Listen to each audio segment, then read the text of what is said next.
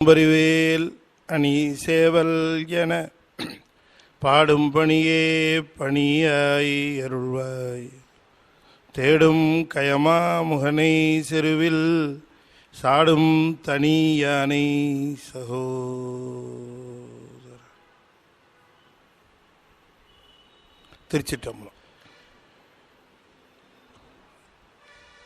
தென்னாடுடைய சிவனே போற்றி, என் நாட்டவர்க்கும் இறைவா போற்றி. திருச்சிற்றம்பலம். அண்ட சராசரங்களுக்கெல்லாம் அதிபதியாக விளங்கக்கூடிய முருகப்பெருமானுடைய ஒப்பற்ற கருணையினாலே அருள்மிகு கமலவிநாயகர் சத்சங்கத்தில்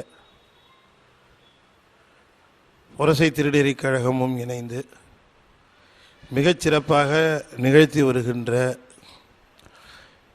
அருள் ஞான வேள்வியான 9ஆம் திருமுறையினுடைய சிந்தனை 4ஆம் நாளான இன்று தொடர்ந்து நாம் சிந்திப்பதற்கு திருவருள் கூட்டியிருக்கிறது. 9 ஆசிரியர்கள் அருளி செய்த திருவிசைப்பா, ஒரு ஆசிரியர் அருளி செய்த திருப்பல்லாண்டு, இந்த பாடல்கள் முழுமையும் தொகுக்கப்பெற்ற திருமுறை 9ஆம் திருமுறையாக சேர்க்கப்பட்டது. 7 திருமுறைகள் வரைக்கும் நம்பியாண்டார் நம்பி தொகுத்தார் என்றும், பிறகு சுந்தரமூர்த்தி சுவாமிகளுக்கு பிறகு 10ஆம் நூற்றாண்டிலே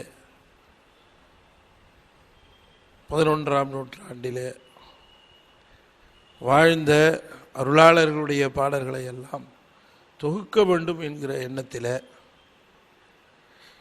இசையோடு செய்யப்பெற்ற அந்த பாடல்களை எல்லாம் திரு இசைப்பா என்கிற பகுதியாக அவர் தொகுத்தார்.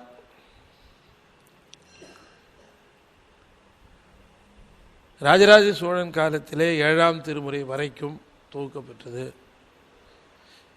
பிறகு அவருடைய மகனாராக இருக்கக்கூடிய ராஜேந்திர சோழனுடைய காலத்தில்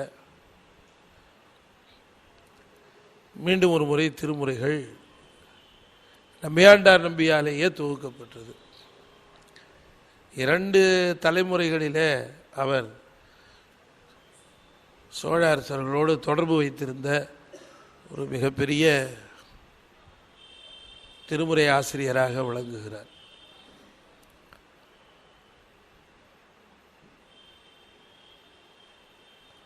10ஆக திருமந்திரத்தை வைத்தார்கள். 11 அவரே செய்தாரான்றது கொஞ்சம் யோசிக்க வேண்டிய விஷயம். அவர் 9 வரைக்கும் செய்தார். அதற்கு பிறகு இந்த திருமந்திரம் காரைக்காலமையார் பாட்டெலாம் என்ன பண்ணுறது அப்படின்னு கொஞ்சம் ஒரு ஐயப்பாடு வந்தது. பட்டினத்தார் பாட்டெல்லாம் இருக்கே என்று அவற்றை எல்லாம் சேர்த்து தொகுத்து 11ஆம் திருமுறையாக செய்தார். நமக்கு நல்லா தெரியும் 12ஆம் திருமுறை சேக்கிழார் அருளி செய்த பெரிய புராணம், அது 12ஆம் திருமுறையாக பிற்காலத்தில் அவருக்கு பிறகு அது சேர்த்தார்கள். அத்தோடு 12 திருமுறைகளாக தொகுக்கப்பட்ட சைவ திருமுறைகள்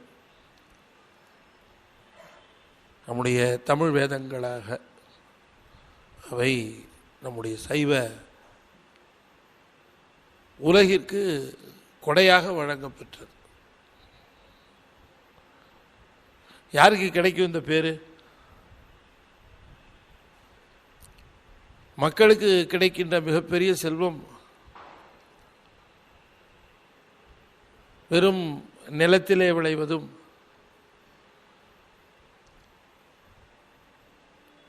அல்லது உடலுக்கு இன்பம் பயக்கக்கூடியவற்றை மட்டுமே தரக்கூடியவை எல்லாம் செல்வமாக கருதுகின்றவர்கள் மேலை நாட்டவர்கள். ஆனால் நம்முடைய மக்கள் மட்டும்தான் உடலுக்கு கிடைக்கின்ற இன்பத்தை காட்டிலும் உயிருக்கு கிடைக்கக்கூடிய இன்பம் எதுவாக இருக்க முடியும், அதை தரக்கூடியது எதுவாக இருக்க முடியும் என்கிற நாட்டத்தில் அவர்கள்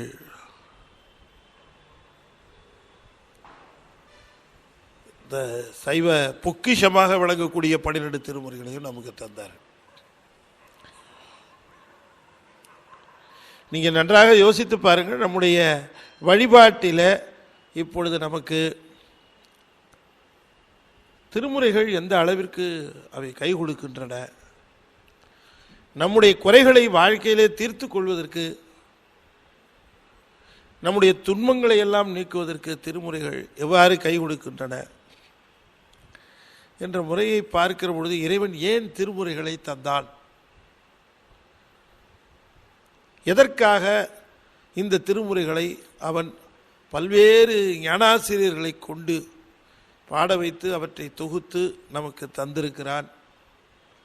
இந்த 12 திருமுறைகள் என்ற ஒரு மிகப்பெரிய ஞான பெட்டகம் நமக்கு ஏன் வந்தது, எப்படி வந்தது, எதற்காக வந்தது என்றெல்லாம் நாம் கொஞ்சம் ஆழமாக சிந்தித்து பார்க்கணும்.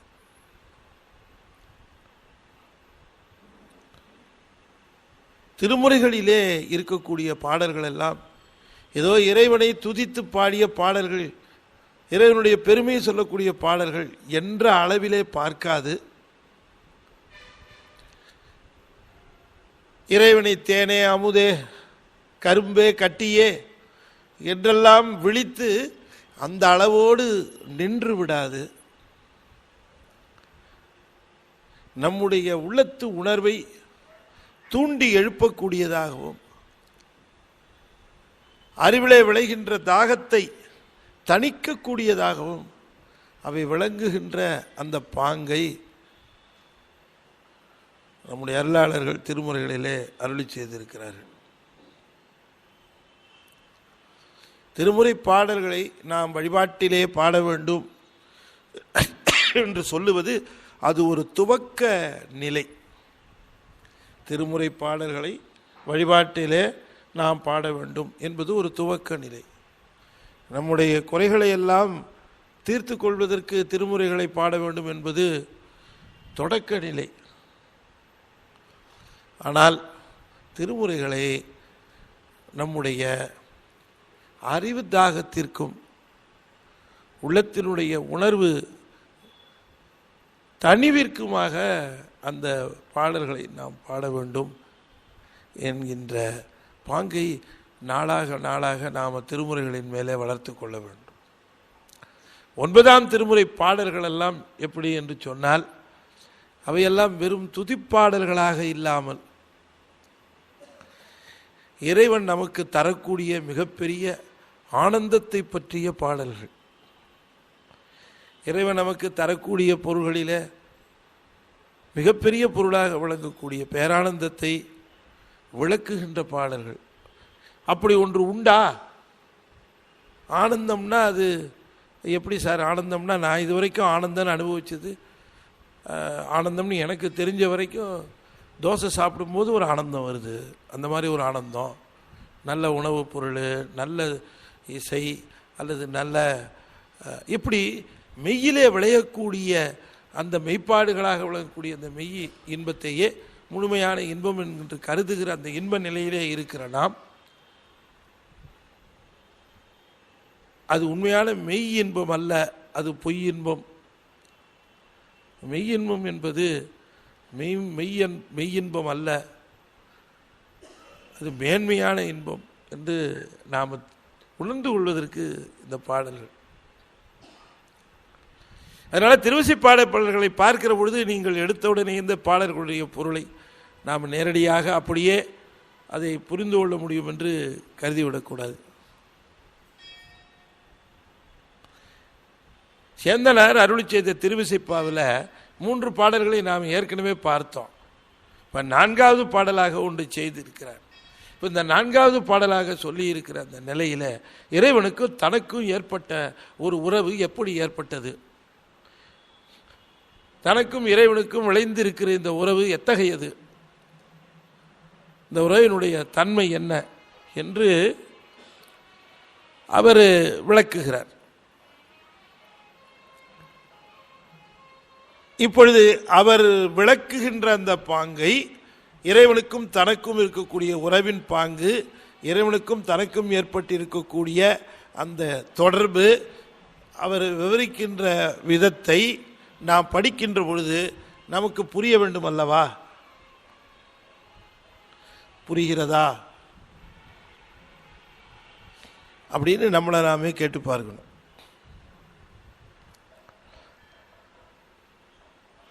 இப்ப இதுல இந்த 4வது பாடலாக சொல்லப்பட்டிருக்கிற பாடல்ல தனக்கு இறைவனிடம் ஏற்பட்ட அனுபவத்தை ஒரு 3 விதமாக சொல்லுகிறார்.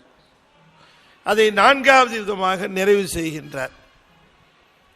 அதை இப்போ உங்கள்கிட்ட சொல்ல போறேன். அவர் எப்படி சொல்லியிருக்கிறார், அந்த உறவு நிலையை, தனக்கு எப்படி அந்த உணர்வு ஏற்பட்டுச்சு, அந்த உறவு நிலையை எப்படித்தான் அதை அனுபவித்தோம் என்றெல்லாம் அவர் சொல்ல போகிறார். அதை நான் உங்களுக்கு சொல்ல போகிறேன். அவர் சொன்னதை நான் உங்களுக்கு சொன்ன உடனேயே கமல விநாயகர் சத்சங்கமும் புரசை திருநீர் கழகமும் எனக்கு கொடுத்த பணி சிறப்பாக முடிந்துவிடும். அவர் என்ன சொன்னாரோ அதை நான் உங்களுக்கு அப்படியே இதை தாங்க சொல்லியிருக்கார் அப்படின்னு நான் சொல்லிட்டேன்னா வேலை முடிஞ்சுது.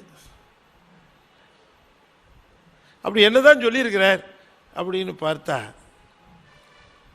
இறைவன் தன்னை எப்படி ஆட்கொண்டான் என்கிற அந்த நிலையிலிருந்து ஆரம்பிக்கிறார். தன்னடிக்கு என்னையும் தகைத்த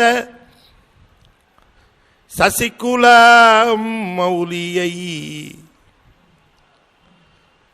தன்னடிக்கு என்னையும் தகைத்த சசிகுலா மௌலியை தானே என்னிடை கமலம் முன்றினும் தோன்று எழும் செழும் சுடரினை அருள் சேர் மின்னடும் கடலில் வெள்ளத்தை வீழி மிடலையுள் விளங்கும் வெண்பவள பொன்னடி தனக்கு அடிமை புக்கு இனி போக விடுவேனோ புண்டு கொண்டேனே, போக விடுவேனோ பூண்டு கொண்டேனே.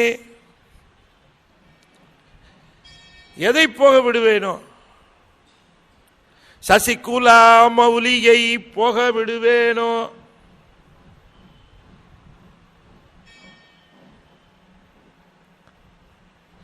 எழும் செழும் சுடரினை போக விடுவேனோ. மின்னடும் கடலுள் வெள்ளத்தை போக விடுவேனோ. பொன்னடிக்கு அடிமை புக்கு இனி போக விடுவேனோ. சிவபெருமான சொல்லுகிற பொழுது சொல்லுகிறார் சசிகுலா மௌலியை. இந்த பாட்டிலேயே புரிஞ்ச ஒரே வரி இது ஒன்றுதான்.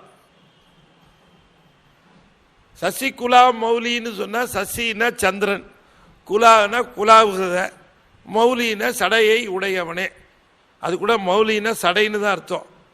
அது சடையின்னு சொன்னா சடையை உடையவனுக்கு ஆகுபெயராக ஆகும், ஆகுபெயர் அது. சசிகுலா மௌலியை, சந்திரன் குலாவுகின்ற சடையை உடையவன்.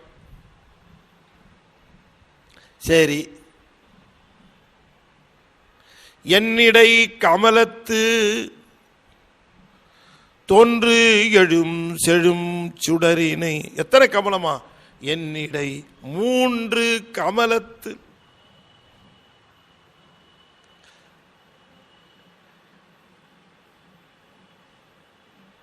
தன்னடிக்கு என்னையும் தகைத்த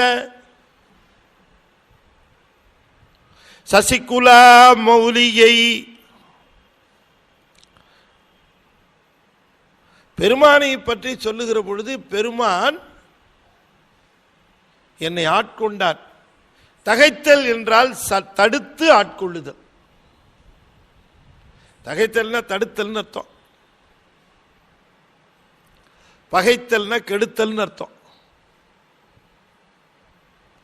மிகைத்தல்னா விரும்புதல்னு அர்த்தம், நகைத்தல்னா சிரித்தல்னு அர்த்தம். இவ்வளவு சொன்னா அது தமிழ்னு அர்த்தம். வேற எந்த மொழியிலும் இப்படி சொல்ல முடியாது.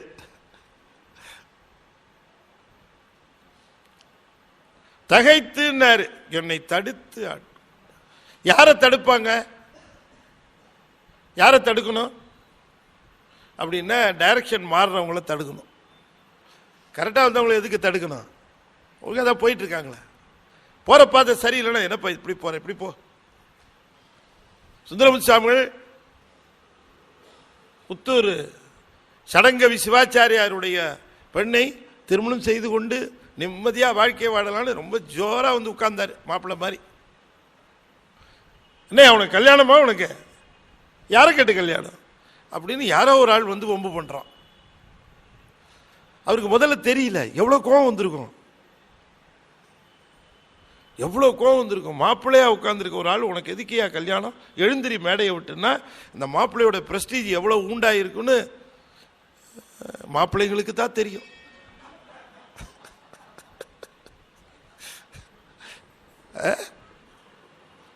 அன்னைக்கு ஒரு நாள் தான் அவருக்கு ராஜ மரியாதை. மாப்பிள்ளைங்களுக்கு அத்தனை பேரும் மாப்பிள்ளை மாப்பிள்ளைன்னு கூப்பிட்டு, அடுத்த நாள் கதை என்னன்னு நான் சொல்லவே வேணாம், நம்மெல்லாம் அனுபவிச்சிருக்கோம். இது ஒரு நாள் இல்லையா, அப்படி ஒரு கருத்தோடு இருக்கிறவர எந்திரியா, என்னது கல்யாணம் பண்ண வேண்டிய, யாரை கேட்டு கல்யாணம் பண்ண, எப்படி இருக்கும்? இந்த கிழத்தை என்ன பண்றது, கழுத்தில் போட்டுக்க அங்கவஸ்திரத்தாலேயே ஒரு முறுக்கி போடலாமா? நம்ம கல்யாணத்தை தடை பண்றதுக்குன்னே எங்கேயோ வந்திருக்குத. சொல்ற கருத்தாவது ஏதாவது உருப்படியா இருக்கான்னா அடிமை இடிமைன்னு எதையோ சொல்லிட்டு இருக்கு.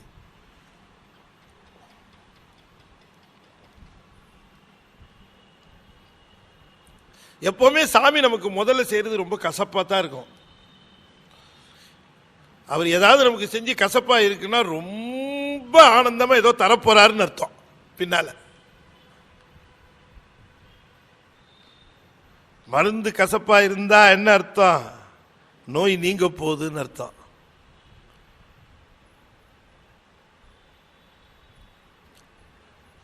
அப்ப இவர் சொல்லுகிறார், என்னை தடுத்தார் ஐயா, தன்னடிக்கு என்னை தகைத்து.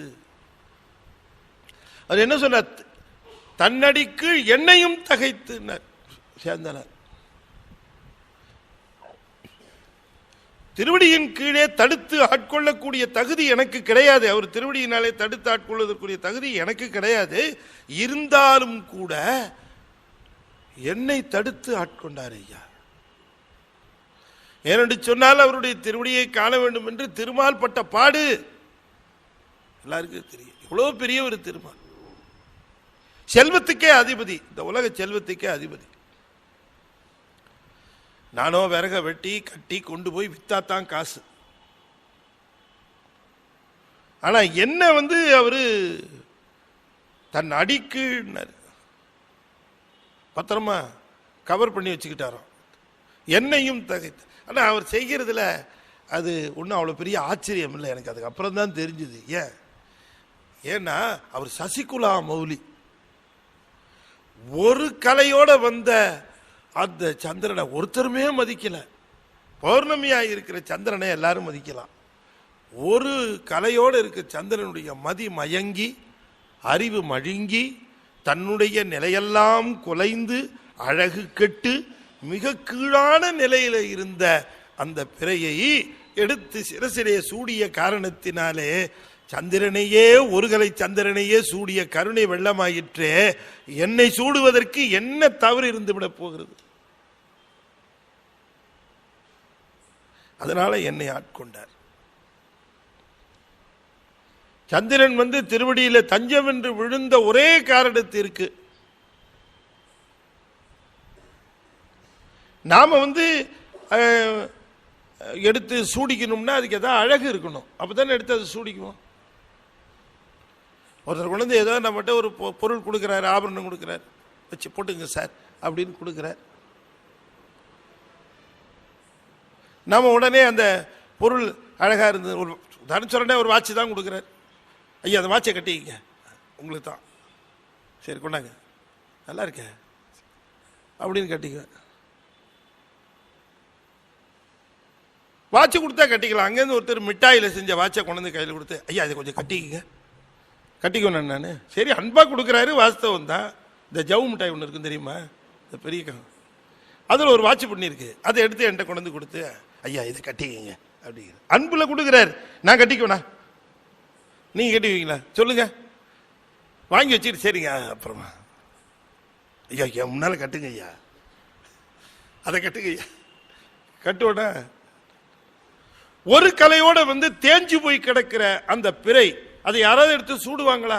அதை எடுத்து அணியாக சிரசிலே சூடினான் என்று சொன்னால் அவருடைய கருணைக்கு அளவே கிடையாது என்று சொல்லுகிறார் நம்முடைய பெரிய.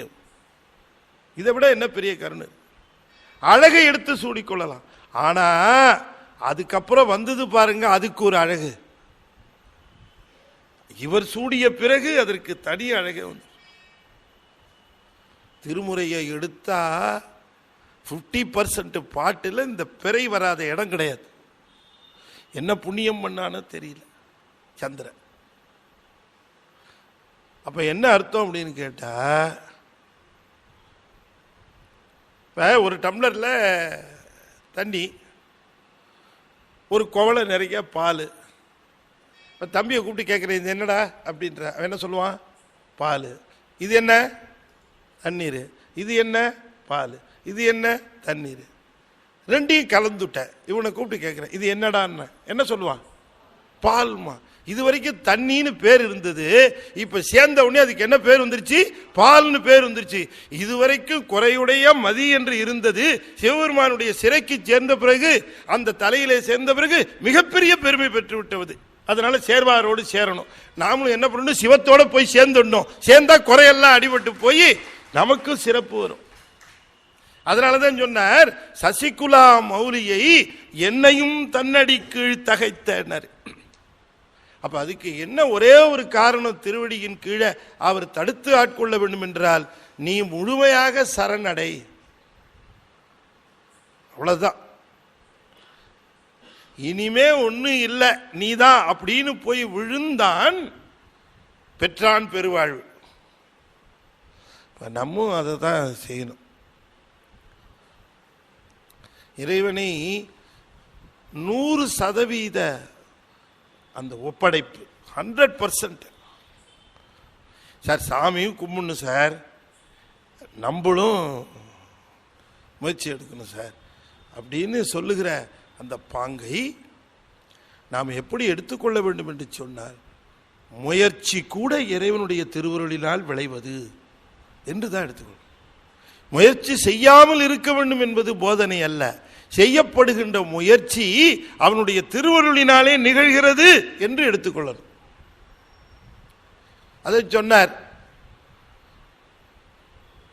தன்னடிக்கு என்னையும், அந்த உண்மை இருக்கு பாருங்க, என்னையும் அப்படின்னார். அது இழிவு சிறப்பு உண்மைமாங்க.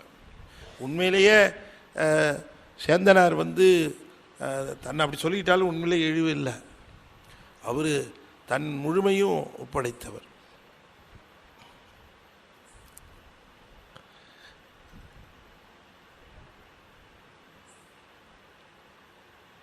அவரை பிடிக்கிறதுங்கிறது அந்த சரணாகதி, முழு சரண். ஆகையினால அதை செய்த என்னை அவர் தடுத்தார், ஆட்கொண்டார், தன் அடியின் கீழ் வைத்தார். சரி, தடுத்து ஆட்கொண்டார். ஆட்கொண்ட பிறகு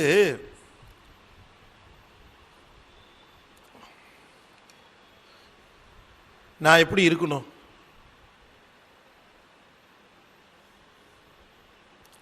ரொம்ப கஷ்டப்பட்டு பார்டரில் இருக்கு மார்க்கு, கட் ஆஃப் மார்க்கு. எப்படியோ யாரையோ பிடிச்சி, கையை பிடிச்சி, காலை பிடிச்சி, அவங்கள கஞ்சி இவங்கள கஞ்சி என்னவோ பண்ணி எப்படியோ ஒரு மெடிக்கல் சீட்டை வாங்கி கொடுத்தாச்சு. சீட்டு, மெடிக்கல் சீட்டு வாங்கி கொடுத்துட்டா டாக்டர் ஆகிடுவாங்களா? தடுத்து ஆட்கொண்டார். முடிஞ்சு போச்சா? இல்லை, அதுக்கப்புறம் தான் பிரச்சனையே இருக்கு. அதுக்கப்புறம் தான் பிரச்சனை இருக்கு.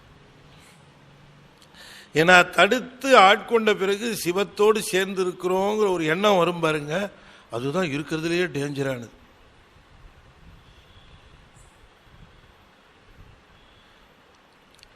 என்னிடை கமலம் உண்டினும் தோன்றி எழும் செழும் சுடரினை தடுத்த பிறகு சிவபெருமானை தன் உணர்வுகள், உள்ளம், உடல் எல்லாவற்றிலும் நிலைத்து நிற்க செய்ய வேண்டும். கமலம் 3 நம்ம உடம்புல கமலம் 6 இருக்கு. கமலம்னா என்ன? தாமரை. தாமரை நம்ம உடம்புல 6 தாமரை இருக்கு. 6 தாமரை.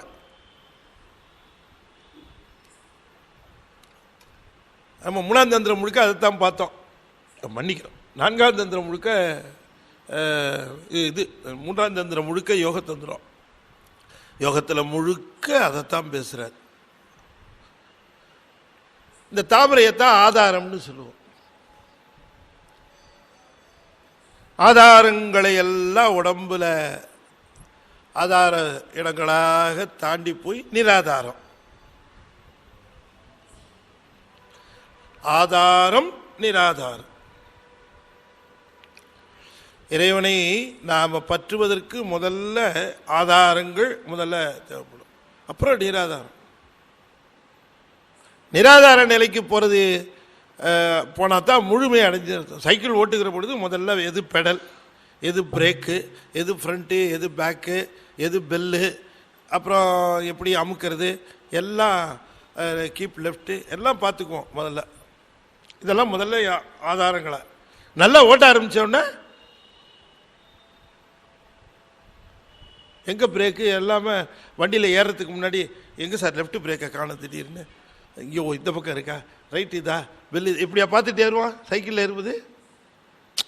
அது ஏறுற ஸ்டைலை பார்க்கணுமே.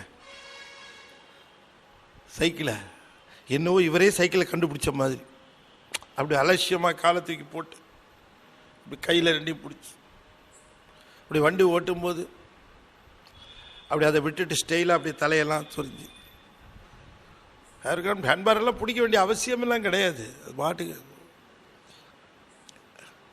பெல் அடிக்கிறது. அது எதுக்கு பெல்லு?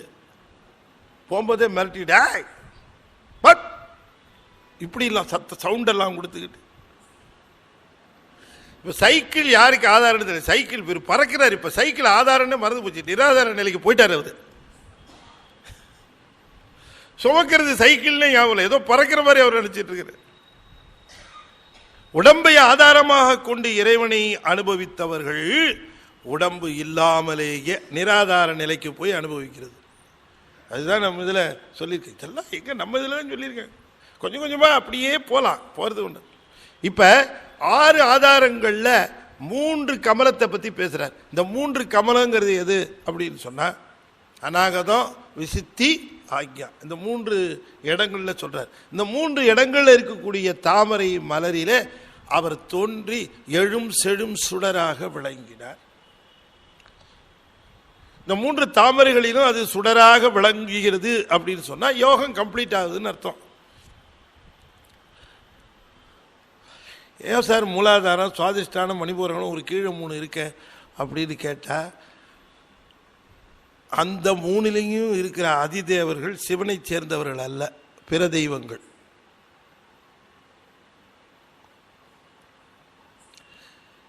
இங்கிருந்தா உருத்திரர், மகேஸ்வரர், சதாசிவர், அந்த 3 பேரும். இந்த உருத்திரர், மகேஸ்வரர், சதாசிவர் 3வரும் அவருடைய உடம்பிலே விளங்கி தோன்றினார்கள். ஆக இந்த யோக நிலையிலே அவர் தடுத்து ஆட்கொண்ட பிறகு அதனுடைய முழுவதையும் நான் என் உடம்பிற்குள்ளே அவருடைய பெரும்பொருள் தன்மையை உணர்ந்தேன். உணர்ந்தவனே என்னாச்சு? அருள் சேர் மின்னடும் கடலுள் வெள்ளத்தை. நெடுங்கடல், ஒளிமிக்க கடல், அருள் கடல், அருள் சேர் கடலிலே வெள்ளத்தை. அருளில் இருந்து பெறுவது ஆனந்தம். இந்த கடலிலே வெள்ளம் என்று சொல்லுவது நீர்ப்பெருக்கு. அருளாகிய கடலிலே ஆனந்தமாகிய வெள்ளப்பெருக்கு ஏற்பட்டதாம். இப்படி அனுபவிச்சதுக்கு பிறகு இந்த ஆனந்த வெள்ளப்பெருக்காக இருக்கக்கூடிய இந்த ஆனந்த வெள்ளப்பெருக்கை நான் அனுபவித்தேன். அப்படி அனுபவித்த அந்த பெரும்பொருளாக இருக்கக்கூடிய வீழி மிழலையுள் விளங்கும் வெண்பளிங்குனர். பெருமானுடைய அந்த திருவடி வெண்பளிங்கு போல, வெண்மையான பளிங்கு போல இருந்ததா? அது ஏன் அப்படின்னார், இயல்பா அது பவளம்தான். திருநீர் அணிந்ததினாலே, திருநீர் வெந்நீர் சன்னித்த திருவடி அது, அதனால வெந்நீரினாலே வெளுப்பாக தெரிந்த பளிங்கு போல இருந்தது. அந்த அதிலே புக்கு, அதிலே அடிமையாக புகுந்து, அடிமையாக அவர் ஏற்றுக்கொண்டதனுடைய அந்த விளைவை முழுவதும் அனுபவித்த. அப்ப ஒருத்தர் தன்னுடைய ஒரு ஆசிரியர் ஒரு மாணவனை ஏற்றுக்கொண்டார் என்று சொன்னால், ஆசிரியருடைய ஞானத்தை இந்த சீடன் பெற்றுக்கொள்ள வேண்டும் என்பதுதான் நோக்கம். ஆசிரியர் பாடம் சொல்லி தருகிறார் என்று சொன்ன உடனேயே ஆசிரியருடைய அந்த பாடத்தினுடைய ஞானத்தை, நுட்பத்தை இவன் பெற்றுக்கொள்ள வேண்டும். அதற்கு சாதனமாக விளங்குவது, இடையிலே இருக்கக்கூடிய சாதனமாக விளங்குவது நூல். வெறும் நூல் ஞானத்தை ஊட்டி விடாது. குரு என்று சொல்லக்கூடிய ஆசிரியர் அந்த நூலை சாதனமாக கொண்டு இவனுக்கு ஞானத்தை தருகிறார், அதை பெற்றுக்கொள்ள வேண்டும். அப்படித்தானே? அப்ப இந்த நூலை சாதனமாக கொண்டு ஆசிரியர்களிடமிருந்து பெற வேண்டிய அவருடைய ஞானத்தை எல்லாம் இந்த மாணவன் பெற்றுக்கொள்ள வேண்டும். அதுபோல இறைவன் தன்னை காட்டிய பிறகு, அவனிடம் நாம் சார்ந்த பிறகு, அவனிடம் என்ன பெற வேண்டுமோ அதை நாம் பெற்றுக்கொள்ள வேண்டும். அவனிடமிருந்து பெற வேண்டுவது என்ன அப்படி என்பதை நாம் தெளிவாக புரிந்து கொள்ள வேண்டும். நமக்கு அவனிடம் கேட்டு பெற வேண்டியது எது இருக்கிறது என்பதை உணர்ந்து கொள்ள வேண்டும். அவங்ககிட்ட என்ன கேட்கணுங்கிறத நாம உணர்ந்து கொள்ள வேண்டும். அவங்கள்ட்ட எப்படி கேட்கணுங்கிறது கூட சொல்லணும் இல்லையா? நான் எங்கேயோ படித்தேன்,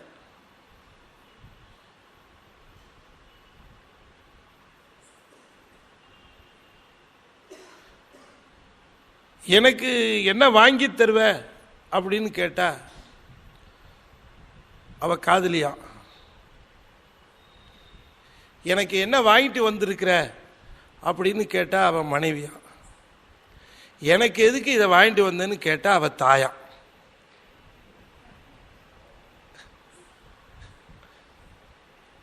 இல்லையா? எவ்வளவு எனக்கு எதுக்கு இதை கொடுத்தேன்னு கேட்டா அவன்தான் உண்மையான பக்தனா, எனக்கு என்ன கொடுப்பேன்னு கேட்டா அவன் அதீதமான கீழான பக்தனா.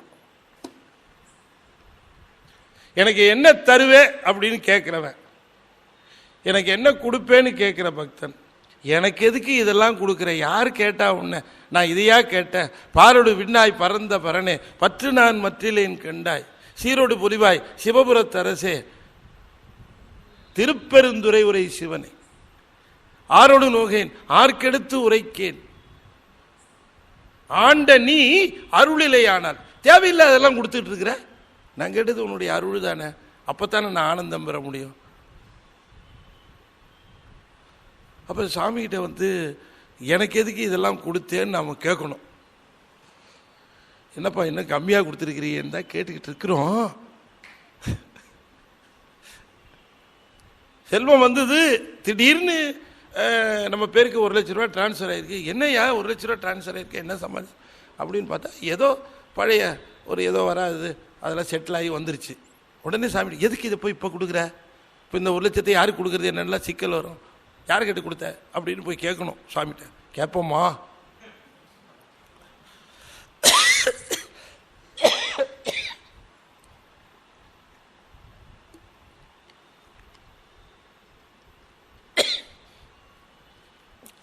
ரொம்ப தெளிவாக சொல்றாரு இதில். அதை சரி, இப்ப இவர் சொல்லுகிற அந்த 3 நிலைகளை நீங்க நினைச்சு பாருங்க. தன்னடிக்கு என்னையும் தகைத்தது, அது எப்படி இருக்குன்னு நமக்கு தெரியல, தடுத்து ஆட்கொண்டாதான் தெரியும். என்னிடை கமலம் 3 தோன்றி எடும் செடும் சுடர். முன்னதாவது ஏதாவது கொஞ்சம் புரிஞ்சுது, அதுக்கப்புறம் சொன்னாரு அருள் சேர் மின்னடும் கடலுள் வெள்ளத்தை. சுத்தம். இது சேந்தனாருடைய அனுபவ நிலை. இந்த அனுபவ நிலை வந்த பிறகு அவருடைய திருவடியின் கீழே இப்படி ஒரு பேரானந்த நிலையை நான் உணர்ந்த பிறகு, என் உடலுக்குள்ளே விளையக்கூடிய இந்த ஆனந்தத்தை நான் உணர்ந்த பிறகு, இனி போக விடுவேனோ, அவரை என்கிட்டேருந்து நான் விட்டுருவனா? பூண்டு கொண்டேனே, அவர்கிட்ட இருந்து நான் விட்டுருவனா அவரை? இப்படிப்பட்ட ஆஹா, இவ்வளவு பெரியவரா, இத்தனை அற்புதமான எனக்கு நிலையை ஆனந்தத்தை தரக்கூடியவரா என்று நான் தெரிந்த பிறகு, பொன்னடிக்கு அடிமைப்புக்கு இனி போக விடுவேனோ. அவர் ஆண்டு கொண்டார், நான் அடிமை என்று உணர்ந்தேன். அவர் ஆண்டு கொண்ட பிறகு, அவருடைய திருவடியின் கீழ் வைத்த பிறகு நான் அடிமை என்று உணர்ந்தேன். அந்த பேரானந்த பொருள் என்னை ஆண்டு கொண்ட பிறகு அது என்னிடமிருந்து எதை எதிர்பார்க்கிறது, நான் அதனிடமிருந்து எதை பெற வேண்டும் என்கின்ற நிலையை உணர்ந்தேன்.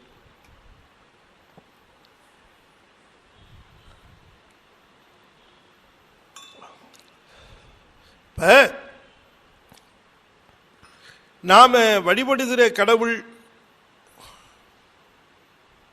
எப்படிங்கிறத வச்சு நமக்கு எது தேவைங்கிறது தெரிந்து கொள்ளலாம் இல்லையா? இப்போ வழிபடுகிறவர் ரொம்ப சனி, எந்த கோயிலுக்கும் எந்த நாளுக்கும் போகிறாரோ இல்லையோ, சனிக்கிழமை மட்டும் நவக்கிரகத்தை போய் பார்த்து சனீஸ்வரனை பார்த்து சுற்றி கித்தி வந்துக்கிட்டு இருக்கிறாருன்னா அவர் ரொம்ப கான்சன்ட்ரேஷன் சனி பகவான் மேலே வச்சிருக்கிறார் இல்லையா? ஏன்னா யாரோ ஒரு ஜோசியர் சொல்லிட்டார், உனக்கு 7.5 அப்படின்னுட்டார். ஐயோ 7.5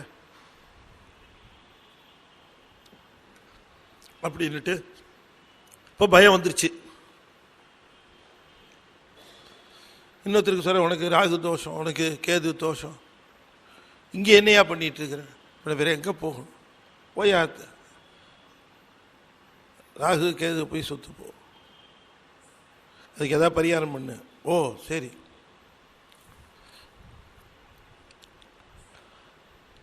தெய்வங்களை நம்முடைய குறைகளை நீக்கிக் கொள்வதற்கு மட்டுமல்ல, நம்முடைய குறைகளை நீக்கி சந்தோஷத்தை வாழ்க்கையிலே பெருக்கிக் கொள்வதற்காக தெய்வங்களை எல்லாம் நாம் வணங்குகின்றோம். ஆனால் சிவனை எதற்கு வணங்க வேண்டும்? எதற்காக சிவனை வணங்க வேண்டும்? நிறைய செல்வம் தருவார் இவரா? பத்தூர் புக்கு இறந்துண்டு பலபதிகம் பாடி பாவையரிடம் கிரிபேசி படிராடி திரிவீர், செத்தார்தம் எலும்படிந்து சேவேரி திரிவீர், செல்வத்தை மறைத்து வைத்தீர் எமக்கொரு நாள் இறங்கீர் அப்படின்னாரு சுந்தரமூர்த்தி சாமிகள். எங்க கேட்டுருவானோங்கிறதுக்காகத்தான் இப்படியே வேஷமே போட்டிருக்காரு. இப்படி இருக்கிறவன்ட்ட போய் என்னத்தை கேட்கறதுன்னு நினைக்கட்டோன்னு. அதுக்காகவா? செல்வத்துக்காகவா? இருக்கு அவர்கிட்ட, ஆனால் செல்வத்துக்காகவா சிவனை வழிபடணும்? ஒருவேளை ஆயுள் இங்கே அதிகமாக இருக்கணும், ரொம்ப நாள் உயிர் வாழணும் அப்படிங்கிறதுக்காக அவர்கிட்ட நம்ம போய் அண்டணுமா? அப்படின்னா காடே ஆடரங்கமாக இருக்கிறதே அங்கே தான் இருக்கிறான். உன்னை பார்த்தாலே அந்த இடம் தான் ஞாபகத்துக்கு வருது. சுடுகாடு தான் ஞாபகத்துக்கு வருது. எப்போ பார்த்தாலும் சுடுகாடு ஞாபகத்துக்கு வந்தா. நான் சிங்கப்பூருக்கு போயிருந்தேன். அப்போ ஒரு 10 வருஷம் அங்கே சிங்கப்பூர் யூனிவர்சிட்டியில் பேசுறதுக்கு கூப்பிட்டுருந்தாங்க. தமிழ்ங்கிறத பற்றி பேசுறதுக்கு பொது தலைப்பே தமிழ். மாணவர்கள் பேசுகிறேன். நடுவில் ஒரு தடவை பேசுகிற பொழுது வினைத்தொகை அப்படி பேச்சு வந்தது. இந்த ஏதோ ஒரு சந்தர்ப்பத்தில் வந்தது, சரியா எனக்கு நினைவில்லை. வந்த பிறகு அதில் அந்த வினைத்தொகைக்கு அடியன் சுடுகாடு அப்படிங்கிறத எடுத்து சொல்லி, சுடுகின்ற காடு, சுட்ட காடு, இனி சுடும் காடு அப்படின்னு சொன்னார். சார் சுட மாட்டாங்களே சில இடங்கள்ல அப்படின்னாரு. சரி அப்போ இடுகாடுன்ன, இடுகின்ற காடு, இட்ட காடு, இனி இடும் காடு. ஓஹோ, அதுக்கும் பொருத்தமாக தான் பெருது அப்படின்னா சொற்பொழிவு முடிஞ்சது. எல்லாரும் ரொம்ப ஆனந்தமாக பேசுனாங்க, எல்லாம் முடிஞ்சது. அந்த ஹெச்ஓடி என்கிட்ட சொன்னார், ஐயா நீங்கள் எல்லாம் ரொம்ப அருமையாக இருந்தது, சுடுகாடுன்னு எங்கய்யா பேசுனீங்க? ஏங்க என்ன சுடுகாடுன்னு உடனே பயமாக இருந்துச்சுன்னாரு. வேற ஏதாவது உதாரணம் சொல்லலாமே? சுடுகாடுன்னு சொன்னா முகம் சுளிக்காத இந்த உலகத்தில் யாருன்னு கேட்டா சைவம் ஒருத்தன் தான் முகம் சுளிக்க மாட்டான். ஏன்னா அவனுக்கு நல்லா தெரியும்,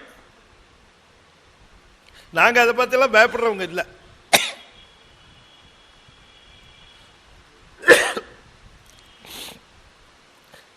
ஆனா மற்றவர்களுக்கு யாரா இருந்தாலும் அந்த சுடுகாடுன்னு கேட்ட உடனேயே, இடுகாடு கேட்ட உடனே ஒரு அச்சம், ஒரு முகஞ்சுளிப்பு. நமக்கு இல்லை, ஏன்னா அதுவும் இன்னும் திருமுறையை படிச்சு படிச்சு பழக்கப்பட்டவர்களுக்கு அது ரொம்ப ஒரு சாதாரண இடமா தோணும்.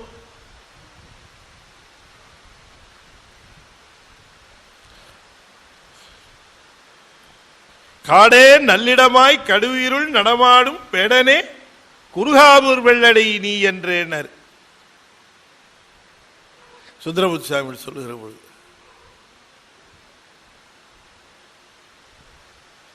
அப்ப சிவபெருமானை எதற்காக வேண்டுகிறோம் என்று சொன்னால், அஞ்சுவது யாதொன்றும் இல்லை, அஞ்ச வருவதும் இல்லை என்று வாழ்க்கையிலே உணர்வதற்காக சிவபெருமானை நாம் வணங்குகின்றோம். அதுதான் அடிப்படை.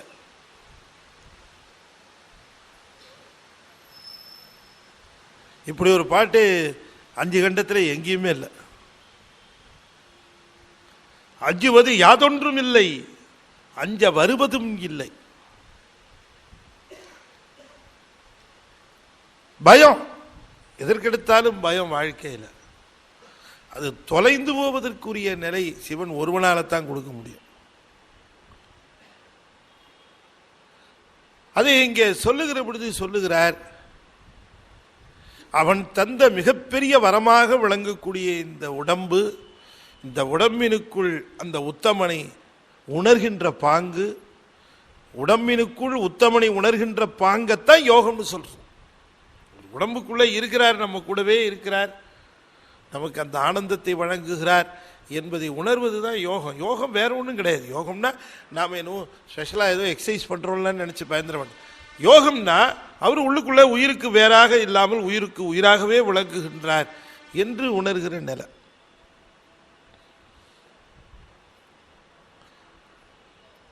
அப்ப இந்த உயிருக்கு உயிராக விளங்குகின்ற அந்த பெரும்பொருளை உணர்வது, அவரை தடுத்து ஆட்கொண்ட பிறகு நான் உணர்ந்ததே அவர் எனக்கு உயிருக்கு உயிராக இருப்பதை உணர்ந்தேன், ஆனந்தம் பெற்றேன். இதைத்தான் சொல்லுகிறார். தன்னடிக்கு என்னையும் தகைத்த சசிகுலா மௌலியை நான் உடனே என்ன செய்தேன், அவரை உள்ளுக்குள்ளே வைத்து உடம்பிற்குள்ளே அவரை உணர்ந்தேன். நாம எத்தனை முயற்சி பண்ணாலும் அவரை வெளியில பார்க்க முடியாது. அப்ப இவங்கெல்லாம் பார்த்தது அவரு மஃப்டியில வந்தார். அவரை உண்மையிலேயே பார்க்கணும்னு சொன்னா அவரை வெளியில பார்க்க முடியாது. ஏன் பார்க்க முடியாதுன்னு சொன்னா, உருவம் இருந்தா தானே பார்க்க முடியும். ஒரு நாமம் ஓர் உருவம் ஒன்றும் இல்லாருக்கு 1000 திருநாமம் பாடி தெள்ளேனம் கொட்டார். அப்ப அவரு அவர் நம்ம உள்ளுக்குள்ளேயே இருக்கிற ஒருவர். நமக்கு புறம்பாக இருக்கிறவரை தான் பார்க்க முடியுமே தவிர நாம் வேறு அவர் வேறுன்னு இல்லை இருக்கிறவரை எப்படி பார்க்கறது? உயிர் தன்னை காணுமா? உயிர் உடம்பை காணும். என் உடம்பு எப்படி இருக்கிறது என்று இந்த உயிர் உணர்கிறது, தெரிந்து கொள்கிறது. ஆனால் உயிர் தன்னை தானே பார்த்திருக்கிறதா? பார்க்க முடியாது. ஏன்? தன்னைத்தானே காண முடியாது. இப்போ உயிர் தன்னைத்தானே காண முடியாது என்று சொன்னால் உயிருக்கு உயிராக இருக்கக்கூடிய சிவத்தை அது எப்படி காண முடியும்? எனவே தனக்குள் அதை உணர்கின்ற அந்த நிலை, அதைத்தான் யோகம் என்று சொல்லுகிறார்கள். அதை உணர்வது, அதை உணர்கின்ற பொழுது வருகின்ற அந்த பாங்கு இருக்கிறது, அந்த அன்பு.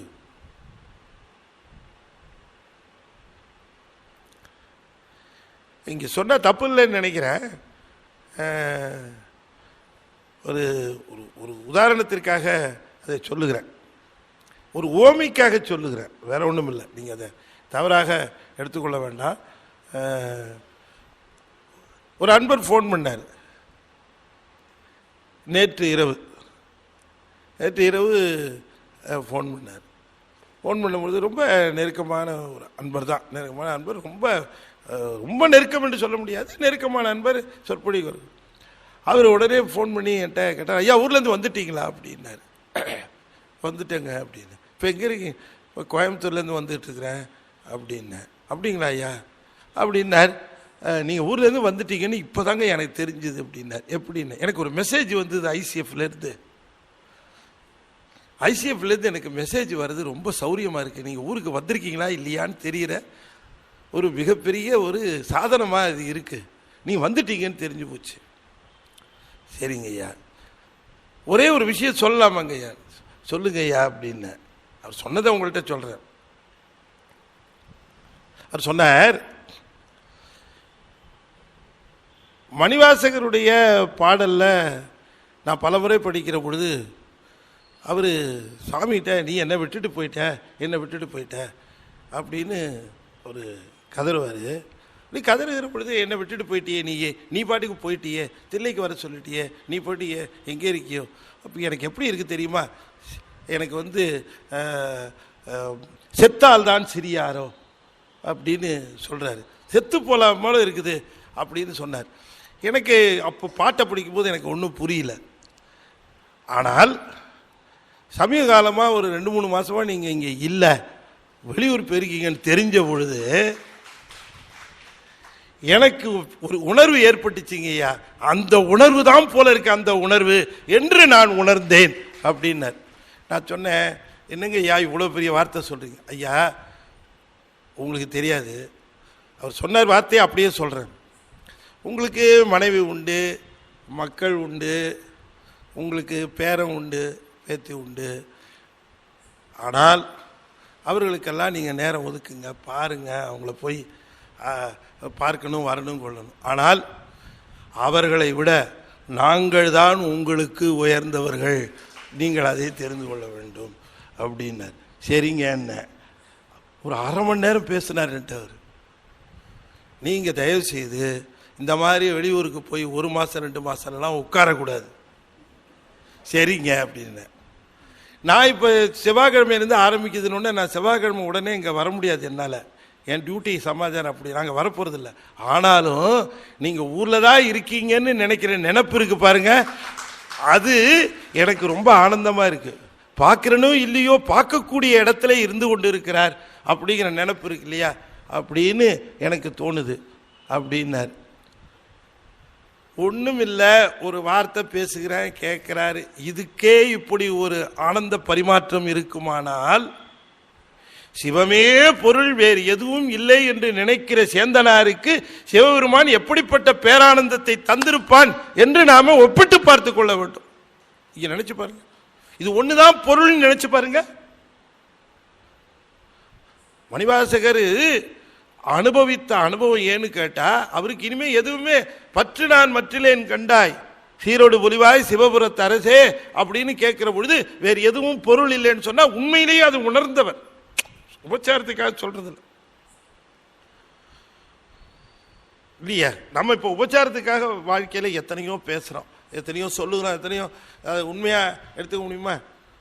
இப்போ யாரையோ ஒருத்தர் கூப்பிட்றோம், ஐயா வீட்டுக்கு வந்திருக்கேன், ஐயா வாங்க ஐயா உட்காருங்க, வேணுங்கிறத கேட்டு வாங்கி சாப்பிடுங்க, இது உங்கள் வீடு மாறுங்க ஐயா. அவர் அடுத்த நாள் ஒரு வக்கீலை கூப்பிட்டு வந்துட்டார். என்னண்டாரு, ரெஜிஸ்டர் பண்ணலாம் வீட்டு. ஏன் ஐயாட்டாரு, உங்கள் வீடுன்னு சொன்னீங்களே. ஏயா ஒரு உபச்சாரத்துக்கு சொன்ன. உலகத்தில் அநேகமான வார்த்தைகள் எல்லாமே உபச்சாரத்துக்கு தான். சார் உங்களை பார்த்தா தெய்வத்தை பார்க்குற மாதிரி இருக்கு சார் அப்படின்னா உடனே அவன் உடனே தெய்வமா நமக்கு எப்போ இன்னும் 2 கை முளைக்க போகுது அப்படின்னு அவன் நினைச்சானா அவன மாதிரி பைத்தியக்காரன். உபச்சாரத்திற்காக பேசப்படுகிற வார்த்தைகள். இந்த உபச்சாரத்திற்காக உலகத்தில் பேசி பேசி பழகின நாம் இறைவனிடம் போய் உபச்சாரமாக பேச ஆரம்பித்து விடுகிறோம். அதை வழிபாடு என்று நினைத்துக் கொள்கிறோம். இல்லை, உபச்சாரத்தெல்லாம் விட்டுறணும். அவரை பார்த்து அமுதே அப்படின்னு சொன்னா அந்த அமுதத்தை உணர்கிற அந்த உணர்வு உள்ளுக்குள்ள உண்மையிலே இருக்கு. மணிவாசகருடைய பாடல்களாகட்டும் தேவாரமாகட்டும் இந்த பாடல் இப்ப சேந்தனார் சொல்லுகிறார், மின்னடும் கடலுள் வெள்ளமே அப்படின்னு சொன்னா அருள் சேர் மின்னலும் கடலுள் வெள்ளத்தை அப்படின்னு சொன்னா அந்த ஆனந்த வெள்ளத்தை உணர்ந்திருக்கிறார். ஏன்னா யோக நிலையில இத தாமரைகள்லாம் திறக்க ஆரம்பிச்சு அதில் இருக்கக்கூடிய தெய்வங்கள் விளங்க ஆரம்பிச்சா உடம்பு முழுவதும் ஆனந்த வெள்ளமாக பரவும். எல்லாமே ஆனந்தமா இருக்கும். இந்த ஆனந்த வெள்ளத்தை எப்போ உணர்ந்தார்? உள்ளுக்குள்ள சிவத்தை உணர்ந்த உடனே. உள்ளுக்குள்ள சிவத்தை எப்பொழுது உணர்ந்தார்? சிவம் ஆட்கொண்ட பிறகு. இனிமே நான் வேற எங்கேயாவது போவேனான்னு கேட்டார்.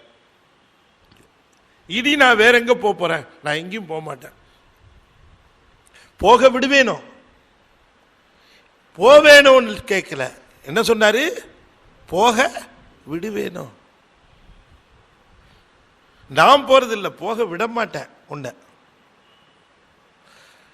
அப்ப இவர் எங்கேயும் கிளம்பி போக முடியாத அளவுக்கு நான் அன்பிலே பிணித்து அவரையே எப்ப நாம் அவரை சிந்திக்க ஆரம்பிக்கிறோமோ அப்ப நம்மகிட்ட இருக்கிறார். எப்ப அவரை உணர ஆரம்பிக்கிறோமோ அவர் நம்ம கூட இருக்கிறார். அதை ரொம்ப அழகாக சொல்லுகிறார், அந்த அனுபவத்தை, அனுபவ நிலையை. எனவே சிவானந்த அனுபவ நிலை என்பது உடலிலே பெற வேண்டிய ஒன்று. முதற்கண்ணாக உடம்பிலே உடலுக்குள்ளே அந்த ஆனந்த வெள்ளத்தை, அந்த ஊற்றை உணர்ந்து உணர்ந்து நினைந்து நினைந்து ஊற்றெழும் கண்ணீர் அதனால் உடம்பு நனைந்து நனைந்து அந்த பேரானந்தத்திலே திளைக்கிற பொழுது மற்றதெல்லாம் ஒன்றும் அவ்வளவு சாதாரணமான ஒரு நிலை போல நமக்கு தோணும். அவருக்கு அப்படித்தான் தோணுச்சு. பூண்டு கொண்டேன் என்று சொல்லுகிறார். பூண்டு கொள்ளுதல் என்று சொல்லுதல் நீங்காத அங்கமாக உணர்ந்தேன் என்று அவர் உணர்த்து முகமாக. எனக்கு தெரியாமல் அவரும் போக முடியாது, அவருக்கு தெரியாமல் நானும் போக முடியாது.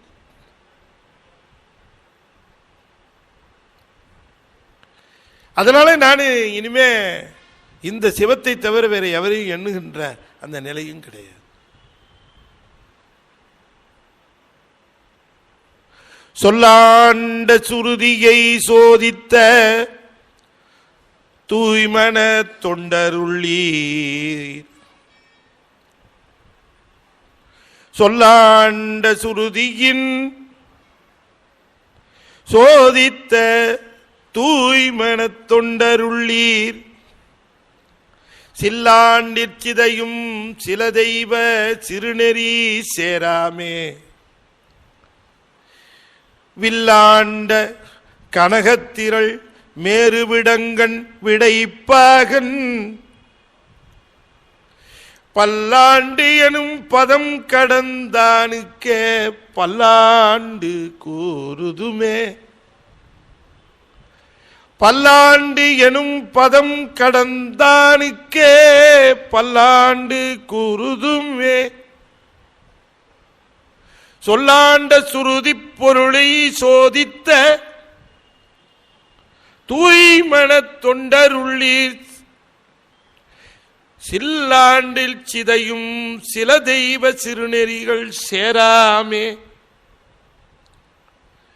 வில்லாண்ட கனகத்திரள் மேருவிடங்கன் விடைப்பாகன்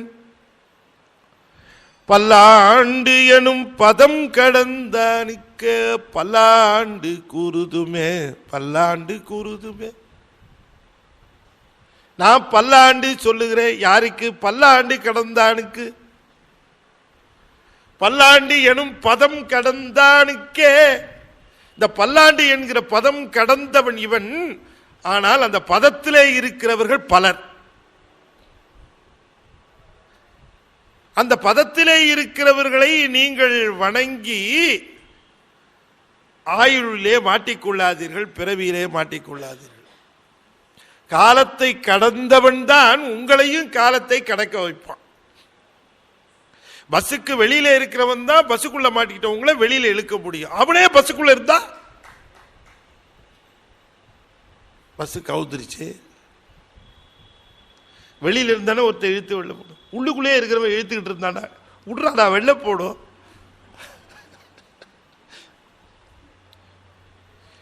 இந்த சிறு தெய்வங்கள் இருக்கிறதே எல்லாம் பஸ்ஸுக்குள்ளேயே இருக்குது. இன்னும் இது எப்படியா உன்னை வெளியில் எடுத்து போடும்? ரொம்ப அற்புதமா செய்தி சொன்னார். வேதத்திலே ஆய்வு உடையவர்கள், வேதங்களை அடிப்படையாக கொண்டு வேள்விகளை செய்கின்றவர்களே, நீங்கள் வேள்விகளை ஆய்ந்தீர்கள், வேள்விகளை உண்மையாக உணர்ந்தீர்கள், தூய்மன தொண்டருள்ளீர், நல்ல தூய்மையான தொண்டு உள்ளம் படைத்தவர்களாக இருக்கிறீர்கள். ஆனால் முழுமுதற் பொருள் என்று நீங்கள் எது என்று தெரிந்து கொள்ள வேண்டும். வேள்விக்கு அதிபதியாக இந்திரனையோ, வேள்விக்கு அதிபதியாக பிரமனையோ, வேள்விக்கு அதிபதியாக திருமாலையோ கொண்டு சில்லாண்டில் சிதையும் சில தெய்வம். இதுக்கெல்லாம் ஆயுள் காலம் உண்டு. 100 கோடி பிரமர் இங்கினர், 6 கோடி நாராயணர் அங்கனே இல்லையா? இந்திரனை கேட்கவே வேணாம். இந்த கங்கையினுடைய மணலை எண்ணுள்ளான், இந்திரர்களை எண்ண முடியாதுன்னார். ஈரில்லாதவன் ஈசன் ஒருவனே அப்பர் சுவாமி சொன்னார். சில்லாண்டிற்சிதையும் இவங்களுக்கெல்லாம் ஆயுள் இருக்கு. 100 பிரம்மனுக்கு 6 நாராயணர் ரேஷியோ இருக்கு.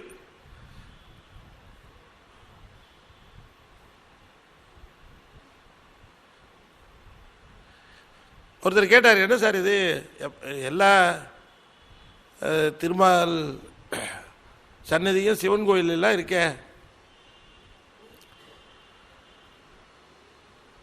திருமால் கோயிலுக்கு போனால் சிவன் சன்னதியே காணுங்களே, இங்கே மட்டும் இருக்குதுங்களே. அவங்க கேட்டால் ரொம்ப பெருமையாக சொல்கிறாங்க, திருமால் சன்னதி இல்லாமல் இருக்காது அப்படின்னு சொல்கிறாங்களே ஐயா. நீங்களும் அவரைத்தான் முழு முதல் பொருள் பரவலின்னு சொல்கிறீங்க, பரவலின்னு சொல்கிறீங்களே ஐயா அப்படின்னார். அந்த காலத்தில் அந்த அளக்கிறதுக்கு படின்னு ஒன்று உண்டு. ஒரு படி பார்த்துருக்கீங்களா? ஒரு படி, அடுத்தது அரைப்படி, அதுக்கு அடுத்தது காப்படி, அதுக்கு அடுத்தது அரைக்காப்படி. பார்த்துருக்கீங்களா? ஒன்றுங்களை 8 அரைக்காப்படி. அதுக்கு கீழே ஒரு படி இருக்குது தெரியுமா? வீசப்படி 1/16 இக்கணும். நெய்யா வீசப்படி, பெரிய படி ஒரு படி. கடையில் என்ன பண்ணுவார், கடையை அன்றைக்கி வியாபாரம் முடிஞ்சதுன்னா ஒரு படிக்குள்ளே அரைப்படியை போடுவார், அரைப்படிக்குள்ளே கால்படியை போடுவார், கால்படிக்குள்ளே அரைக்காப்படியை போடுவார், அரைக்காப்படிக்குள்ளே வீசப்படியை போட்டுருவார், போட்டுட்டு எடுத்து வச்சுருவார். இப்போ எது தெரியும்? ஒரு படி மட்டும்தான் தெரியும், இருக்கிறதெல்லாம் உள்ளுக்குள்ளே போயிருக்கும். அப்போ ஒரு படிக்குள்ளே அரைப்படியும் போகும், கால்படியும் போகும், அரைக்காப்படியும் போகும், எல்லாமே போகும். ஒரு படிக்குள்ளே எல்லாமே போகும். இப்போ அரைப்படியை மட்டும் வெளியில் எடுத்து வச்சா அரைப்படிக்குள்ளே எல்லாமே போகும், கால்படி போகும், அரைக்காப்படும். ஆனால் அரைப்படிக்குள்ளே ஒரு படி போகுமா? ஒரு படிக்குள்ளே அரைப்படி அடங்கும், அரைப்படிக்குள்ளே ஒரு படி அடங்குமா? அடங்காது. அது மாதிரி சிவன் சன்னதிக்குள்ள ஒருபடியாக இருக்கிறதுக்குள்ள திருமால் சன்னதியாக அரைப்படி அடங்கும். ஆனால் திருமாலாக இருக்கக்கூடிய அரைப்படிக்குள்ள ஒரு படியாக சன்னதி எப்படி அடங்கும்? அடங்காது. இது இன்னர் சர்க்கிள் திருமால், இன்னர் சர்க்கிளில் திருமாலு கீழே இருக்கிறவங்க தான் அதில் இருப்பாங்க, திருமாலு இருக்கணும். அதுக்கு வெளியில் இருக்கிற அவுட்டர் சர்க்கிள் போனீங்கன்னா பெரிய சர்க்கிள், அந்த பெரிய சர்க்கிளில் சிவன் சர்க்கிள், அதில் பார்த்தா உள்ளுக்குள்ளே திருமால் இருப்பார், பிரம்மன் இருப்பாங்க, இந்திரன் இருப்பாங்க, எல்லாரும் அப்படித்தானே. அது தெரிஞ்சுதான் அமைத்திருக்கிறார்கள் நம்முடைய பெரியவர்கள். எல்லாமே எங்க இருக்கு? கடைசியில வெளியில் பரவெளியில் இருக்குது. அது போல சிவம் என்று சொல்லக்கூடிய பரவெளிக்குள்ள அத்தனையும் அடக்கம்.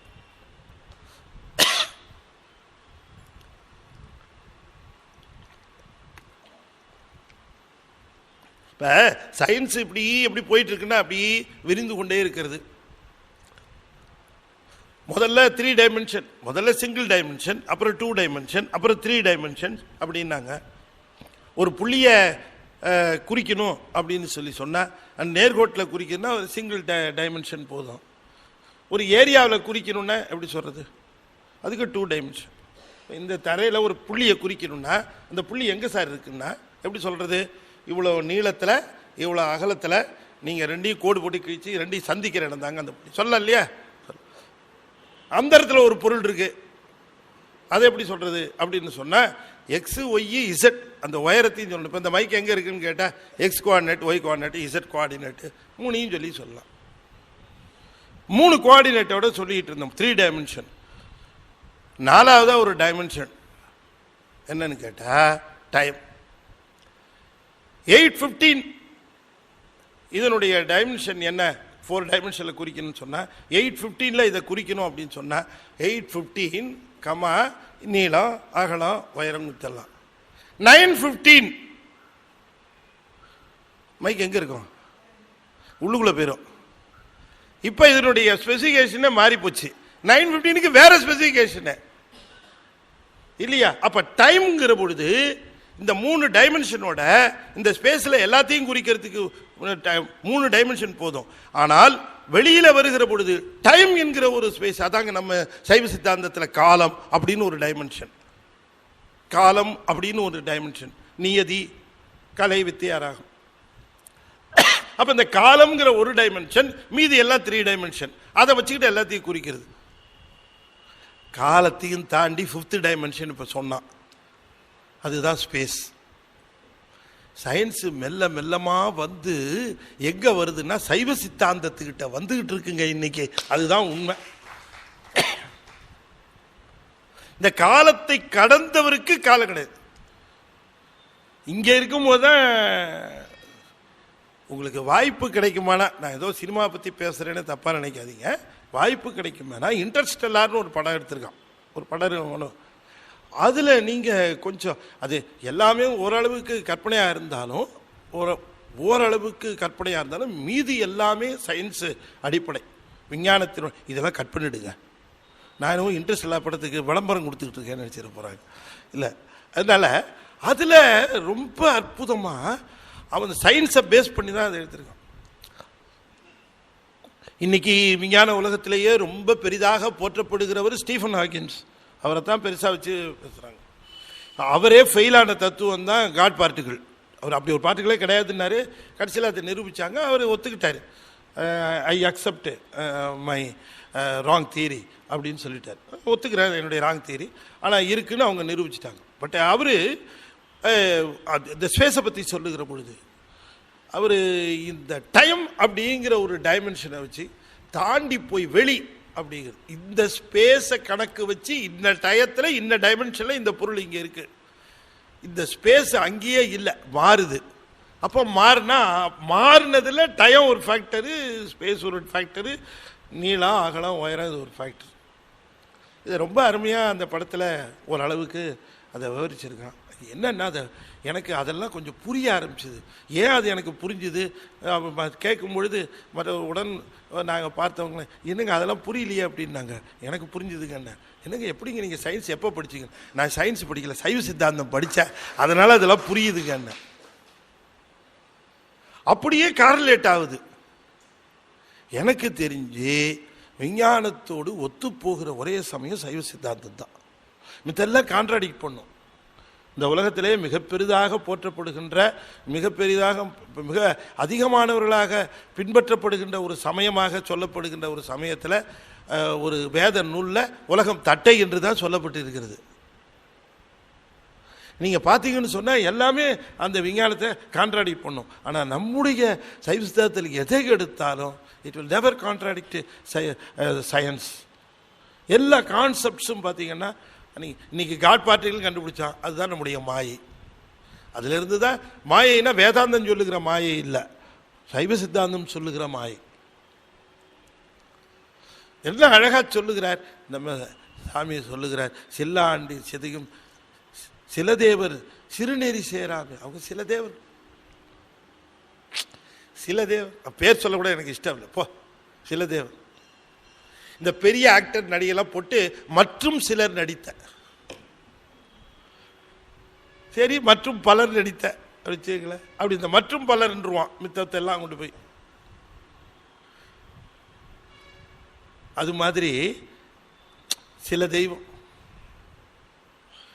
சிறுநெறி, அதில் போய் அதுக்கு நீ இந்திரனை முதன்மையாக வைத்து, பிரமனை முதன்மையாக வச்சு, திருமாலை முதன்மையாக வைத்து இவ்வளவு தூரம் அந்த வேதத்தை உணர்ந்து, நீங்களாம் தூய்மன தொண்டர் தான், அதில் ஒன்றும் சந்தேகம் இல்லை. பாருங்க எப்படி பிடிக்கிறார் பாருங்க. தூய்மன தொண்டர் உள்ளீர், தொண்டர் உள்ளீர்னா தொண்டராக உள்ளீர், தூய்மையான மனமுடைய தொண்டராக இருக்கின்றவர்களே உங்களுக்காக நான் சொல்றேன், மித்தவனுக்கு சொல்லி பிரயோஜனம் இல்லை. நீங்க இவ்வளவு தூரம் மனதை தூய்மையாக வைத்துக் கொண்டு வேதத்தை உணர்ந்து வேத சொற்களை, சொல்லாண்ட சுருதி பொருள், அது சொல்லாண்ட சுருதி என்று சொன்னால் நல்ல சொற்களை, மந்திர சொற்களை உடையதாக விளங்கக்கூடிய வேதத்தினுடைய அடிப்படை நிலை என்ன என்று புரிந்து கொண்டு அதிலே பல தெய்வங்களை பற்றி பேசியிருக்கிறது என்கிற காரணத்திற்காக அவையே முழுமுதற் பொருள் என்று கருதாமல் அவற்றிற்கெல்லாம் மேலாக இருக்கக்கூடிய முழுமுதற் பொருளாக இருக்கக்கூடிய சிவத்தை நீங்கள் உணர்ந்து சிவத்தை வழிபாடு செய்யுங்கள் என்று அதில் சொல்லுகிறார். அவன் ஏன் அப்படி சொல்ல வேண்டும், அவனை வணங்க வேண்டும் என்று கேட்டால், அவன் ஒருவன் தான் பல்லாண்டு எனும் பதங்கடந்தான். அப்ப மித்ததெல்லாம் சில்லாண்டில் சிதையும் சிறுநெறியும். இது பல்லாண்டு எனும் பதம் கடந்தது, இதுவோ சில்லாண்டில் சிதையும் நறு, சில்லாண்டில் சிதையும். அப்ப சில்லாண்டில் சிதையும் சிறு தெய்வ நெறி சேராதே. எங்க ஆள்கிட்ட வா. அவர் யாரு? கனகத்திரள் மேருவிடங்கன், வில்லாண்ட கனகத்திரள் மேருவிடங்கன், மேருவையே வில்லாக வளைத்து வைத்துக் கொண்டவன், விடைப்பாகன், இடபத்தின் மேலே இவர்ந்து வருகிறவன் சிவபெருமான். அவனையே நீங்கள் முழுமுதற் பொருளாக உணருங்கள். பல்லாண்டு கடந்தான், பல்லாண்டு கடந்தானை பற்றுவீர்களானால் நாமும் பல்லாண்டு கடக்கலாம். காலத்திற்குள்ளே சிக்கிக்கொண்டால் கால வேறுபாடுகள் எல்லாம் நம்மை சிக்கற்படுத்தும். அந்த இன்டர்ஸ்டெல்லாரில் ஒரே ஒரு அந்த சொல்ல வந்தது அந்த ஒரு கருத்து என்னன்னு கேட்டால், இந்த அவுட்டர் ஸ்பேஸுக்கு போயிட்டு அந்த அந்த நிலையில் அவன் திரும்பவும் வருவான். வருகிற பொழுது அவனுக்கு அதே வயசு, ஆனால் அங்கே இருக்கிற ஒரு அவனுடைய டாக்டருக்கு 90 வயசாயிருக்கும். இவன் 35 வயசுலேயே இருப்பான், அந்த டாக்டருக்கு 90 வயசு. ஏன் இந்த டைம் டிஃப்ரென்ஸ் வந்ததுன்னா, அதுக்கு அவன் சொல்லுகிறான், இந்த டைம்ங்கிற எல்லையை கடந்திருந்தான்னாரு. அதைத்தானே நாமும் பல்லாண்டு எனும் பதம் கடந்தான்னு சொல்லுகிறோம் இல்லையா? பல்லாண்டு எனும் பதம் கடந்தானுக்கே அப்போ அப்படி ஒன்று இருக்குன்னு சயின்ஸ் சொல்லுத. அப்படி இருக்கு, டயத்தை கணக்கு. அப்பதான் நாம சொல்லுகிறோம், அசுத்த தத்துவங்களாக இருக்கக்கூடிய பிரகிருதி மாயா தத்துவம், அசுத்த மாயா தத்துவங்கள், காலம் நீதி கலை வித்தை அராக மாயை பூர்ணன், காலம்ங்கிற தத்துவத்தை கடந்தன். அதை கடந்து போறவங்க சுத்தமாயா பவுனவாசிகள், அவர்களுக்கு நோ டைம், அவங்களுக்கு காலம் கிடையாது. காலத்துக்கு கீழே இருக்கிறவர்கள் அத்தனை பேரும் காலத்திற்கு உட்பட்டவர்கள், டைம் பவுண்டு. இந்த டயத்துக்குள்ளே இந்த டயத்தில் இப்படி அவர்களுக்கு மாற்றம் அப்படிங்கிறது சொல்லப்படுது. அந்த ரொம்ப அற்புதமாக இந்த திருப்பல்லாண்டில் நம்முடைய பெருமான் சொல்லுகிறார் என்று சொல்லி இந்த திருப்பல்லாண்டு பாட்டலை நிறைவு செய்து இன்றைய தினம் சேந்தனார் அருளி செய்த திருவிசைப்பாவையும் திருப்பல்லாண்டையும் நாம் சிந்திக்கிறோம். அப்படி தான் நம்ம சிந்தனை நமக்கு எப்படி செல்லுகிறது என்று சொன்னார். ரொம்ப அற்புதமாக செய்திருக்கிறார். ரொம்ப அற்புதமாக பாடல்களை செய்திருக்கிறார். இப்படிப்பட்ட பாடல்களை எல்லாம் நமக்கு சிந்திக்கிறதுக்கு வாய்ப்பு இல்லாமல் இருந்தது. இப்போ அற்புதமான வாய்ப்பு கிடைச்சிருக்கு உங்களுக்கு. இந்த பாடல்கள் திருமுறைகள் ஓதப்பெறுகிற பொழுது திருக்கோயில்களில் 9ஆம் திருமுறையில் ஒரு திருவிசைப்பா சொல்லி ஆகணும், ஒரு திருப்பல்லாண்டு சொல்லி ஆகணும். அப்படி தானே? அப்படி சொல்லப்பெறுகிற திருவிசைப்பா திருப்பல்லாண்டு ரொம்ப அற்புதமான இறைவனுடைய இந்த பேரானந்தத்தை சேந்தனார் பெருமான் விவரிக்கின்ற அந்த அற்புத பாங்கை நாம் பார்க்கிறோம். நாம் தொடர்ந்து அந்த பாடல்களை நாளைய தினமும் சிந்திக்க இருக்கிறோம். 7 நாட்கள் 7 பாடல்கள், ஏற்கனவே ஒரு 3 பாடல்கள், அது 10 பாடல்கள், பல்லாண்டில் ஒரு 13 இருக்குதுன்னு நினைக்கிறேன். அது ஒரு 3 பாடல்களை நாம் நிறைவு செய்வோம். அதையும் மொத்தமாக திருப்பல்லாண்டில் இருக்கிற 13 பாடல்களையும் நாம் சிந்தனை செய்வோம் என்று சொல்லி இந்த அற்புதமான ஞான வேள்வியில் கலந்து கொண்ட உங்களுக்கெல்லாம் சிவபெருமான் பெரிய மன ஆனந்தத்தை தருவான், ஒரு ஆனந்த உணர்வை தருவான். நீங்கள் அதை நினைத்து பார்க்கிற பொழுதே அவன் உங்கள் உள்ளத்திலே தேனாக தித்திப்பான், உங்கள் சிந்தையிலே தேனாக தித்திப்பான். அது என்னவோ நமக்கு சொல்ல தெரியாத இனம் புரியாத ஒரு ஆனந்தத்தை விளைவிப்பான். அதுதான் திருவிசைப்பா திருப்பல்லாண்டு. அந்த ஆனந்தம் உங்களுக்கு கிட்டும் என்று சொல்லி நிறைவு செய்யும் முகமாக 5 எழுத்தை 5 முறை ஓதுவேன். அன்பர்கள் தொடர்ந்து ஓத வேண்டும் என்று திருவடி பணிந்து வேண்டிக் கொள்கின்றேன். ஓ நமச்சிவாய, ஓ நமசிவாய, ஓ நமசிவாய, ஓ நமசிவாய, ஓ நமசிவாய. திருச்சிற்றம்பலம். இந்த அற்புதமான ஞான வழியை ஏற்பாடு செய்த நம்முடைய அருள்மிகு கமலவனார் சத்சங்கமும் புரசை திருநெறி கழகமும் போற்றுதலுக்குரியவர்கள். இந்த அருள் ஞான வேள்வியிலே நீங்கள் தவறாது கலந்து கொண்டு எல்லா பாடல்களையும் உணர்ந்து அவனை நாம் உபச்சாரத்திற்காக அவனை ஓதாமல் உணர்ந்து ஓத வேண்டும் என்கின்ற வேண்டுகோளை உங்கள் திருவடியிலே வைத்து நிறைவு செய்து மீண்டும் நாளை சந்திப்போம் என்று கூறி விடைபெறுகிறேன். நன்றி, வணக்கம். திருச்சிற்றம்பலம். தென்னாடுடைய சிவனே போற்றி, நாட்டவர்க்கும் இறைவா போற்றி. வெற்றிவேல் முருகனுக்கு. திருச்சிற்றம்பலம்.